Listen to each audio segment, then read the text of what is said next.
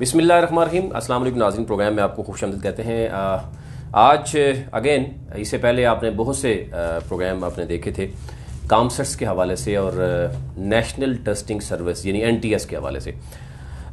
NTS में गुज़िश्ता यानी उससे पहले क्या होता रहा, इससे पहले मैंने कई प्रोग्राम्स ऐसे किए हैं, इसी तरह कामसर्ट्स के ऊपर किए, लेकिन गुज़िश्ता 3-4 सालों से जो कुछ हो रहा था और जब से हम देख रहे हैं कि तहरीक इंसाफ की हुकूमत आई, 22-23 माह तो इस हुकूमत को भी हो चुके हैं और 3 साल से और 4 साल से जो कुछ होता रहा है, वहाँ पर एक्टिंग रहील कमर जो हैं इस वक्त जो रेक्टर हैं, आल्दो के नए जो रेक्टर हैं उनकी तैनाती तो हो चुकी है, लेकिन मुख्तलिफ तरह के जो हरबे आजमाए गए कि किसी तरीके से उनको वो आके जो है वो यहाँ मौजूद ना हो।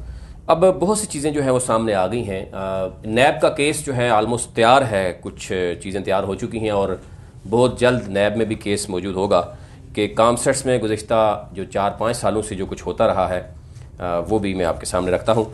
हमने सवालात भेज दिए हैं राइट टू इंफॉर्मेशन यानी के तरीके से कि ज़ाहिर है हम तो आम शहरी के नाते होते हुए हम जो बात कर सकते हैं, आइन का आर्टिकल 19A जो हमें एक अपॉर्चुनिटी देता है कि जी हम आपसे सवाल कर सकते हैं। तो हमने रेक्टर रहील कमर हैं जो रजिस्ट्रार हैं उनको ईमेल भी की, अभी तक जवाब नहीं आया। अब देखना है कब तक जवाब आएगा। हमने कुछ सवालात उठाए हैं कि गुज़िश्ता 3-4 सालों से यानी एक्टिंग रहील कमर जो रेक्टर हैं कामसर्ट्स के और तमाम जो डायरेक्टर्स हैं, जितने भी कामसर्ट्स के कैंपसेस हैं, 7 कैंपसेस हैं, वहाँ पे सारे एक्टिंग ही डायरेक्टर्स कैसे हैं, फिर एक्टिंग होते हुए उन्होंने किसी भी इदारे से अप्रूवल के बगैर बजट के साथ क्या किया, फिर प्रोक्योरमेंट में क्या कुछ होता रहा है, हमने वो भी लिखा कि जितनी परचेजिंग हुई है वो भी हमें बताया जाए, उसमें जो कुछ होता रहा। फिर इसी तरह अगर हम NTS की बात करें, वहाँ पर क्या कुछ हुआ गुज़िश्ता 4-5 सालों में, इससे पहले जो कुछ होता रहा वो भी आपके सामने रखा। तो ये चीज़ें हैं। अब तो NTS के भी तकरीबन 100 के करीब मुलाजमीन उनको फारग कर दिया गया और वहाँ पर चंद बड़े लोग जो फ़ायदा उठाते रहे हैं, उस हवाले से भी मैं आपको बताऊंगा। लेकिन सवालात जो हमने भेजे हैं वो आपके सामने भी रख लेते हैं। आम जो वहाँ के कामसर्ट्स और NTS के जानने वाले हैं वो भी समझते हैं कि क्या क्या है और मज़ीद भी आप चीज़ें देख सकते हैं जिस पर हम बात कर सकते हैं। नंबर 1 हमने एक सवाल उनसे ये किया है कि जनाब मुस्तकिल रेक्टर जो डॉक्टर तबस्सुम की तैनाती से लेकर आज तक कितने मुलाजमीन असातिज़ा को ट्रांसफ़र किया गया या अपॉइंट किया गया या उनको फायर किया गया, उसकी हमें लिस्ट दे दें और इन्हें किन पोस्टों पर तैनात किया गया, मिनट्स मीटिंग के क्या थे, किस बेस पे मेरिट क्या बनता रहा और 30 अप्रैल से यूनिवर्सिटी में होने वाली तमाम ट्रांसफ़र पोस्टिंग की तफसीलात हमने मांगी हैं उनसे। फिर हमने ये भी कहा कि मुस्तकिल रेक्टर जो हैं उनकी तैनाती के बाद किन ओहदों पर तैनातियाँ की गई और वो भी मेहरबानी करके हमें एक फ़हरिस्त जो है वो दी जाए, पूरी डिटेल दी जाए। फिर उसके बाद पर्सनल स्टाफ के नाम पर क्या कुछ होता रहा है, ऑनरेरियम किस किस को दिया गया, आल्दो के कुछ कहा गया कि कुछ की यानी 1 साल की जो जॉब होती है उसके बाद 13वां माह जो होता है उसकी वो एक पे दी जाती है, लेकिन ऑनरेरियम जो है जिन को दिया गया, मेरे पास लिस्टें हैं, मैं आपसे शेयर करता हूँ। वो भी फेवरेटिज्म की बुनियाद पर तकसीम हुआ, वो कैसे हुआ, ठेके किसको दिए गए और फिर बगैर बजट अप्रूवल कहाँ से हुआ है, ये हमने सवाल रखे हैं डॉक्टर रहील कमर साहब से कि वो हमें अगर बता दें तो ज़रा बहुत अच्छा हो जाएगा। फिर सवाल नंबर 5 जो हमने उनसे किया है कि जिन मुलाजमीन की पे फिक्सेशन की गई है उनकी पे फिक्सेशन के लिए मुजाज फोरम क्या है, मंजूरी किसने दी, कुछ तो होगा ना, कौन लोग हैं जो ये करने वाले हैं।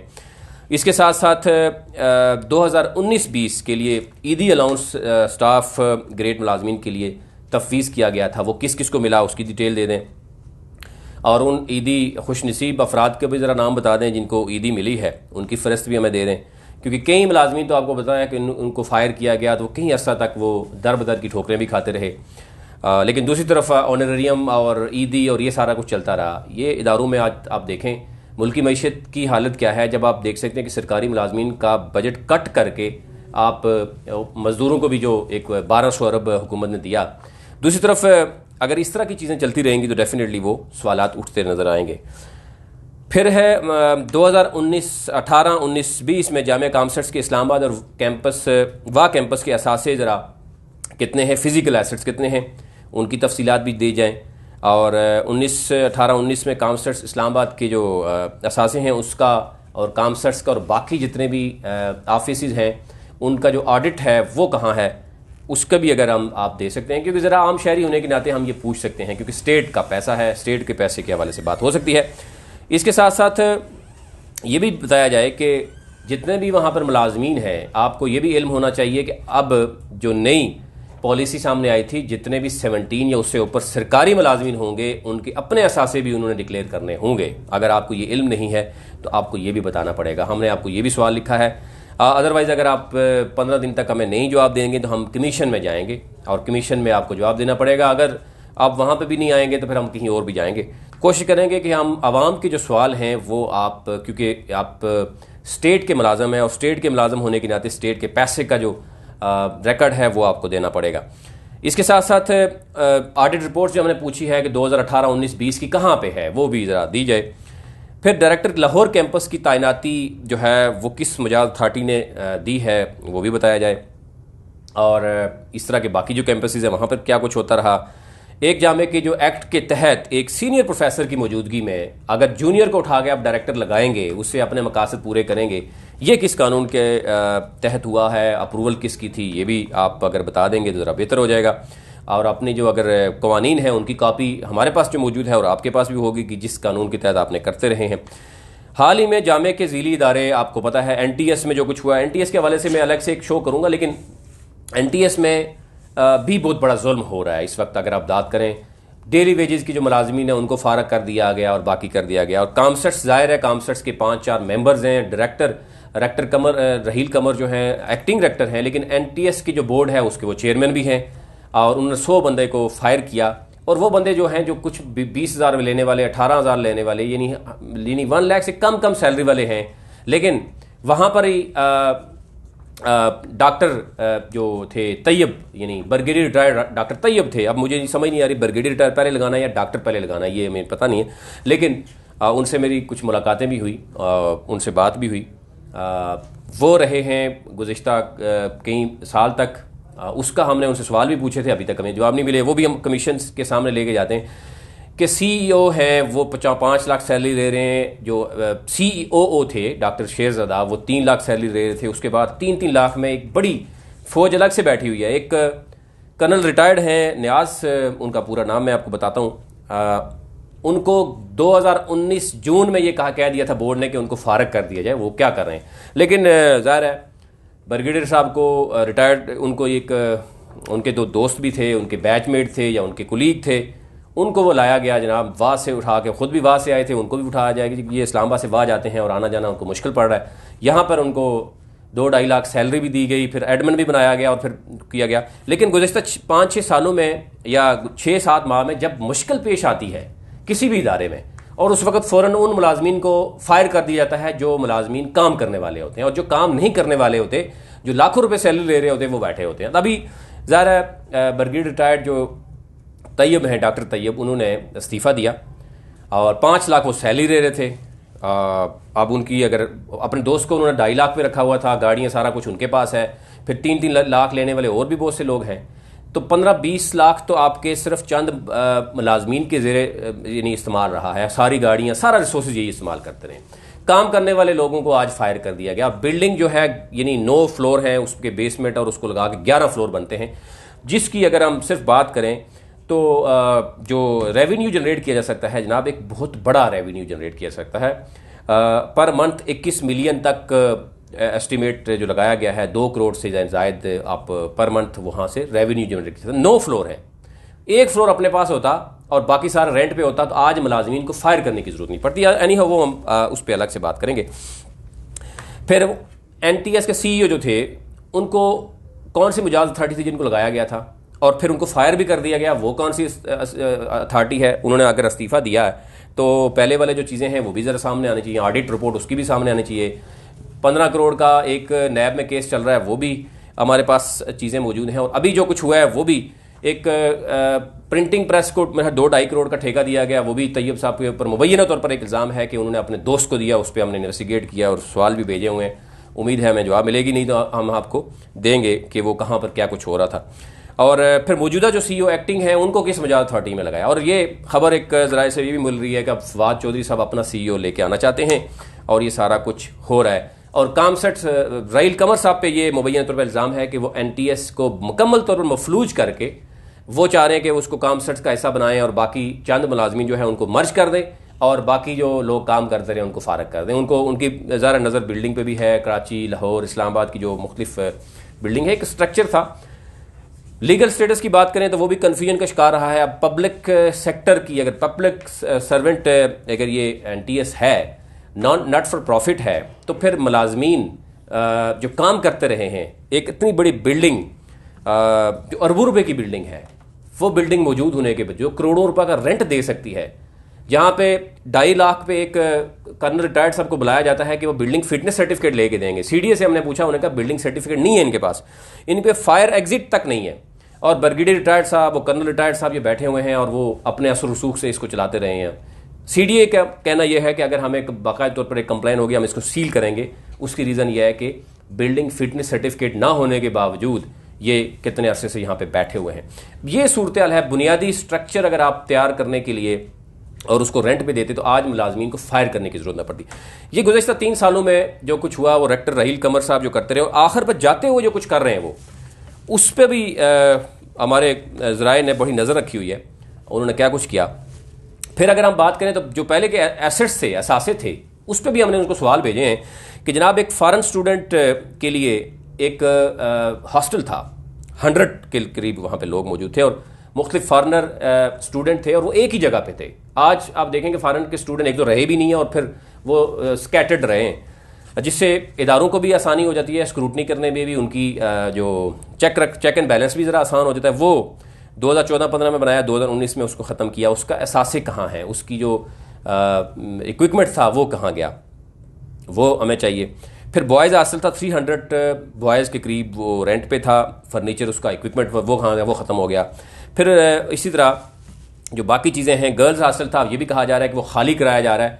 इवन के कोविड-19 की वजह से, खाली रहने की वजह से जो बिल्डिंग मालिक है वो किराया लेने के लिए तैयार नहीं है, वो कह रहे हैं कि किराया नहीं दिया जाए, लेकिन फिर भी कहा जा रहा है कि उनको कहा जा रहा है कि इसको ख़त्म किया जाए और जो गर्ल्स हैं कामसट्स की, वो अपनी मर्जी खुद जो है जहाँ चाहें वो रहें।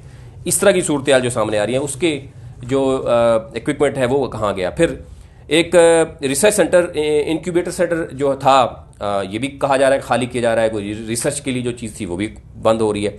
फूड कोर्ट जो था, यहाँ पे कंटेनर्स मौजूद तकरीबन 35 to 40, वो भी बंद करके कहा जा रहा है कि किसी मनपसंद अफराद को वहाँ पे दिया जा रहा है। ये क्लोजिंग चीज़ें जो हो रही हैं। फिर एंड में जो ऑनरेरियम और चीज़ें दी जा रही हैं वो इंतहाई अफसोसनाक सूरत हाल है। मैं आपको अगर बताता हूँ, उसमें कई लोग हैं जिनको ऑनरेरियम दिया गया, और एक है pay fixation, professor doctor Sajid Ahmad Madani है, वाह कैंपस, ऑनरेरियम दिया गया। Doctor Sajjad Ahmad Madani, director Wah cantt. Pay fixation है mister Sadaqat Iqbal, additional registrar in-charge VC हैं जनाब। ऑनरेरियम दिया गया Mohammad Sadat Iqbal. Pay fixation mister Raza Ahmad Khan, honorarium mister Raza Ahmad Khan. Pay fixation doctor Faheem Ashraf Qureshi. अगर ये सारी पे फिक्सेशन की गई, ऑनरेरियम दिया गया, ये किसी मुजाज अथॉरिटी से अप्रूवल ली होगी, वो भी हमें दिया जाए। और पे फिक्सेशन में कुछ लोगों को पे फिक्सेशन दी जा रही है, और फिर कई लोग ऐसे थे जो 10-10, 15-15 सालों से कामसट्स में पढ़ाते रहे हैं और उनको फारग कर दिया गया कि इसका मतलब है कि उनकी कारकर्दगी ठीक नहीं है। तो इसका मतलब है कि जो 10 साल पहले वो पढ़ाते रहे हैं उनकी कारकर्दगी ठीक नहीं थी, और अगर 5-6 साल 10 साल बाद किसी को फारग करते हैं तो उसके क्या हो सकता है, ये चीज़ें भी नज़र आ रही हैं। फिर बहुत बड़ी लिस्ट है मेरे पास। Honorarium mister Asad Hussain APO registrar को मिला है, मिस्टर जाहिद गुलजार को मिला है, नसार अली कासिद को मिला है, mister Hamid Ali senior admin assistant हैं, सादत हुसैन है LDC, इनको ऑनरेरियम और पे फिक्सेशन के नाम पर मिला है। एक बड़ी लिस्ट है, ये मैं आपको स्क्रीन पे आपको दिखा देते हैं, वहाँ पे नज़र आ जाएगी। और मज़ीद जो मैं एक मुकम्मल इस पे प्रोग्राम और करूँगा, और जो कुछ लोग कोर्ट में जा रहे हैं उसमें भी हम कोशिश कर रहे हैं कि हमारे जो टीम है वो भी उसमें मौजूद रहे और जो कुछ होता रहा है उसकी चीज़ें भी जो है ना वो सामने आती रहे। अब बात ये होती है कि जनाब ये बताया जाए कि मेजर डिसीजन जो लिए गए हैं रेक्टर राहील कमर जो एक्टिंग थे, और तमाम डायरेक्टर्स भी एक्टिंग रखे हुए हैं, यानी आप किसी डायरेक्टर को भी कंफर्म नहीं कर सके, और वो उनको अगर जूनियर को उठा कर डायरेक्टर रखेंगे तो वो आपके जो मनपसंद जो फैसले होंगे ज़ाहिर है उनकी तायद भी करेंगे। कितने भर्ती हुए हमने ये बताया, और इक्विपमेंट और बाकी चीज़ें कहाँ पर गई ये हमें ज़्यादा दे, और इस वक्त कितने एम्प्लॉय टोटल हैं, फारग कितने किए हैं, और कितने लोगों को निकाला गया है कामसर्ट से। एनटीएस अप्रूवल किसकी है? किसी के तो साइन होंगे ना, किसी ने तो कहा होगा। अगर मीटिंग में फवाद चौधरी ने कहा या उनके सेक्रेटरी ने कहा, उसकी भी चीज़ें पड़ी होंगी। और फाइनेंस की अप्रूवल समेत बहुत सी चीज़ें ऐसी हो रही हैं कि जो हमें अभी तक कोई चीज़ नहीं मिली। इसलिए हमें लग रहा है कि नए कितने प्रोग्राम शुरू हुए हैं गुज़श्ता 3-4 सालों में, वो भी हमें बताया जाए। फिर बजट की अप्रूवल, जैसे मैंने पहले कहा कि बजट की अप्रूवल है या नहीं। बच्चों की फ़ीस जो है वो कुछ बड़ी है, कुछ कम होती है, या जो भी है वो अप्रूवल तो किसी की होगी। बच्चों से जो फ़ी ली जा रही है, हॉस्टल और बाकी मामलात भी हैं, वो भी किसी की अप्रूवल होगी। बच्चों के लिए सहूलियात एक तरफ आप कम कर रहे हैं, फ़ी बढ़ा रहे हैं, और बच्चे अलग से सरापा एहतजाज हैं। आप तो पता है आए रोज़ ये एहतजाज रहे हैं, और वो क्या है। फिर फॉरेन स्टूडेंट बॉयज़ और गर्ल्स और ये सारे हॉस्टल बंद हो रहे हैं। जो रिसर्च सेंटर है, इंक्यूबेटर सेंटर है, वो बंद हो रहा है। ये अब दूसरे जो चीज़ें हैं, दूसरे जो कंपनीज़ हैं, और दूसरे जो जितने कैंपसेस हैं, उनकी जो फाइनेंशियल पोजीशन है वो भी अगर वाजे कर दें आप। पिछले 3 साल का हमने रिकॉर्ड मांगा है कि हमें बताया जाए, और 7 कैंपसेस में टोटल स्टाफ कितना है, और उसमें कितने लोगों को फायर किया गया, कितने नए लोगों को रखा गया। यानी एक शख्स जो 10 साल काम करता है उसको फायर करते हैं, नया जो है वो रख लेते हैं उसी की जगह पे। नई यानी हायरिंग भी हो रही है, और पुराने लोगों को आप फायर कर रहे हैं, बजाय इसके कि उनकी आप उनकी तरबियत कर लें, उनकी ट्रेनिंग कर लें। रिफ्रेशर कोर्सेज होते हैं, वो आप देख लें। अच्छा, बहुत सी चीज़ें होती हैं। ज़ाहिर है जितने भी आपने डायरेक्टर रखे हैं, एक्टिंग डायरेक्टर क्यों हैं, आपने उनको परमानेंट क्यों नहीं किसी को भी होने दिया? ये भी आपको पता है कि आप क्यों नहीं करते रहे। और 26 फरवरी से लेकर आज तक नए डायरेक्टर हैं, उनमें रुकावट क्या बनती रही? प्राइम मिनिस्टर और प्रेसिडेंट ऑफिस में आप फाइल को कैसे इधर उधर घुमाने की कोशिश करते रहे? ये भी जनाब आपके ऊपर इल्ज़ाम है। हमने सवाल भेजे हैं, पता नहीं आप जवाब क्यों नहीं देना चाह रहे। इससे पहले भी हमने बहुत दफ़ा सवाल भेजे, हमें कभी जवाब नहीं दिया गया। लेकिन अभी हमने राइट टू इन्फॉर्मेशन के ज़रिए आपको भेज दिया है, और उम्मीद है कि आप जवाब देंगे। अदरवाइज़ आप जो कमीशन में हमारी आपसे मुलाकात होगी, कि हमें उम्मीद है कि आप कमीशन को एटलीस्ट जो देंगे। जो कमीशन का मकसद ये है कि अगर पब्लिक का कोई सवाल है तो आपने उसको देना है। स्टेट एक्सचेकर से जो भी फैसले होते हैं वो आपको देने पड़ते हैं। अब थोड़ी सी बात मैं आपको एनटीएस की अगर ऊपर कर लूँ। एनटीएस जो है वो आप किसी से ढका छुपा नहीं है, एक बड़ा इदारा था जिसके लास्ट 6 माह में, यानी जब मुश्किल पड़ी है इस इदारे में, उसने 100 बंदों को फायर कर दिया, जिसमें 65 जो हैं वो अलग से हैं, और उसके साथ साथ बाकी जो मुलाजमीन थे उनको भी फायर कर दिया गया।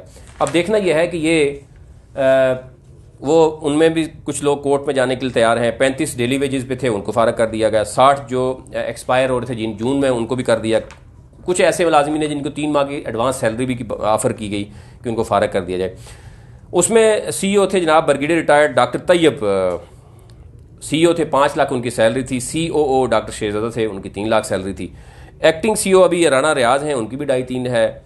उनको कैसे लगाया गया? इससे पहले जो CEO थे उनको किसने लगाया? मिजाज अथॉरिटी कौन सी थी? और गुज़श्ता 6 साल या 6 माह या जब क्राइसिस में है, आपका ऑनलाइन सिस्टम ही कोई नहीं है, कोई ऑनलाइन सिस्टम नहीं है, आपके पास अल्टरनेट कोई चीज़ नहीं है। इतनी बड़ी आपने सिस्टम बना के रखा हुआ है, इतने बड़े ज़राए सोर्सेज आपके पास मौजूद हैं, तो इसका मतलब है आप फेल हो गए, और आप 20-20 हज़ार में जो बच्चे काम करने वाले थे उनके लिए आप कोई ऐसा काम नहीं कर सके जो वहाँ पे बैठे रहे। Anyhow, secretary Mohammad Sadiq हैं, वो SCCP से उनको बुलाया गया था, वो 2-2.5 लाख वो ले रहे हैं। Rana Adil senior internal auditor हैं, हमने मांगा हुआ है इनसे रिकॉर्ड पिछला, हमें उम्मीद है कि वो भी हम देंगे, नहीं तो उनसे भी कमीशन मुलाकात होगी। मेरे ख्याल से साल पहले भी हमने भेजा, 6 माह पहले भी हमने भेजा, अभी तक कोई जवाब नहीं आया। कर्नल रिटायर्ड नियाज सफदर साहब हैं, उनको भी 2-2.5 लाख सैलरी मिल रही है। और ये ब्रिगेडियर साहब के बड़े क्लोज दोस्त भी हैं, उनके कोलीग भी रहे, और वाह कैंट जाते रहे हैं उनको यहाँ बुलाकर। यानी कोई 80-90 हज़ार सैलरी ले रहे थे, उनको कहा गया कि यहाँ पर बुलाए, उनको 2-2.5 लाख सैलरी दे दी गई, गाड़ियाँ और सब कुछ दिया गया। और बताया जाए कि 2019 जून में जब बोर्ड ने उनको फैसला किया था कि जनाब इनको फारग कर दें, इनका क्या काम है इतनी बड़ी सैलरी लेने का, उसको नहीं फारग किया गया उनको, और उसके बाद अभी तक वो फैसला है। बोर्ड जो चीज़ें सामने आ रही हैं अभी NTS में, ज़ाहिर है वो भी कहा गया कि NTS का नया CEO आएगा, लेकिन ये फैसले कौन कर रहा है? सारी चीज़ें कौन ऑन करेगा? इसके ऊपर अगर अब नैब में केस जाएगा तो डेफिनेटली एक एक्टिंग, अगर सारा कुछ एक्टिंग, रहील कंवर साहब जो एक्टिंग डायरेक्टर हैं और फिर सारे डायरेक्टर एक्टिंग हैं, तो इस इदारा तो ये कहीं स्टेट के एक्सचेकर से सारा पैसा जा रहा, तो ये ऐसा क्यों है? और एनटीएस के का फ्यूचर क्या होगा? और इतनी बड़ी बिल्डिंग, यानी मैं आपको पहले भी जिक्र कर चुका हूँ, इससे बड़ी नाअहली क्या हो सकती है कि जब आपको मुश्किल पेश आए। और ये एनटीएस की बिल्डिंग मैं आपको बताऊँ 9 स्टोरी बिल्डिंग है। अगर आप H8 में जाएंगे, ये स्टेट के पैसे से बना, इसका प्लाट कैसे मिला इस पर अलग से एक स्टोरी है।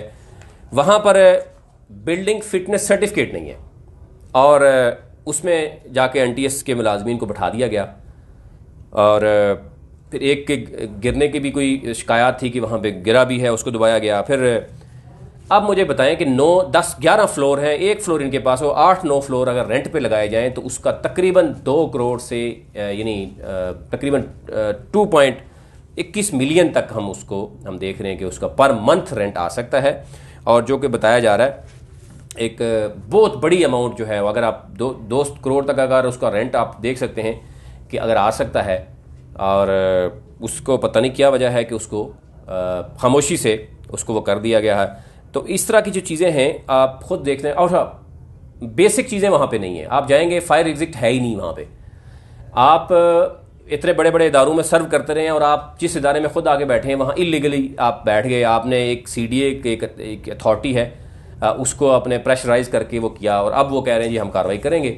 तो कुछ लोगों को आपने इसी बेस पे 2.5 लाख सैलरी दी कि वो आपको अप्रूवल लेके देंगे जनाब, और नहीं ले सके। जब फायर एग्जिट पे कहा जा रहा है कि 80 मिलियन का खर्चा है, तो डेफिनेटली आप जब रेंट पे देंगे तो आप ये खर्चे निकाल सकते हैं, सारी चीज़ें निकाल सकते हैं, क्योंकि मुश्किल काम नहीं है। फिर एक बड़ी अमाउंट जो थी कामसेट्स ने जो एनटीए से पैसे लिए थे, वो 225 मिलियन है कितने हैं, वो कैसे वेव ऑफ हुए, उसको किस मजाज अथॉरिटी ने जनाब वो वेव ऑफ किया। वो एक वर्चुअल कैंपस शायद था, उसका कहाँ पे गया, ये सारी पोजीशन है जनाब। और आपको भेज दी हैं, सवाल उठते रहेंगे। मैं एक मुकम्मल अगेन एनटीएस और कामसेट्स पे अलग से एक स्टोरी आपके सामने रखूँगा। आज तक के लिए इतना ही, और उम्मीद करते हैं कि इसमें वज़ीर-ए-आज़म इमरान खान, फवाद चौधरी जो मिनिस्टर हैं साइंस एंड टेक्नोलॉजी की, जो सेक्रेटरी हैं साइंस एंड टेक्नोलॉजी, वो इस पर जो है जनाब अपना एक्शन लेंगे।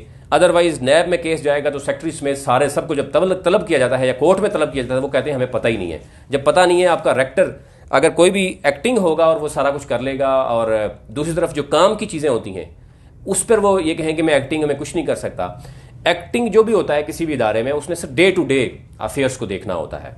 लेकिन यहाँ पर बगैर अप्रूवल फाइनेंस के आप देख सकते हैं, यहाँ पे हायरिंग, फायरिंग, प्रोक्योरमेंट, बड़े बड़े इवन बिल्डिंग्स बड़ी बड़ी बनाई गई, कंस्ट्रक्शन के शोबे में ठेके दिए गए, और लेकिन सब कुछ एक्टिंग के जरिए करवाया गया। बाकी कैंपसेस में क्या हो रहा है उसकी डिटेल भी आपके सामने रखेंगे। आज तक के लिए इतना ही, मजीद कल आपकी खिदमत में हाजिर होंगे।